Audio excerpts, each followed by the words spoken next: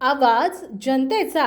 स्थानिक तालुका रिसोडमध्ये कृषी उत्पन्न बाजार समितीमध्ये शेतकऱ्यांनी रक्ताची सही करून दिनांक 16 डिसेंबर रोजी भूमिपुत्र शेतकरी संघटनेचे संस्थापक अध्यक्ष आणि रिसोड बाजार समितीचे विष्णुपंत भुतेकर यांनी स्वतःच्या रक्ताने निवेदनावर स्वतःच्या रक्ताच्या हाताने सही केलेली आहे। शेतकऱ्यांना सरसकट 10,000 हमीभाव मिळावा याकरिता हजारोच्या भूमिपुत्र संघटनेच्या वतीने शेतकऱ्यांच्या संख्येने कृषी उत्पन्न बाजार समितीमध्ये आपल्या रक्ताने निवेदनावर सह्या केल्या आहेत आणि 1 जानेवारीपर्यंत मुख्यमंत्री राज्य सरकारला शेतकरी देणार आहेत।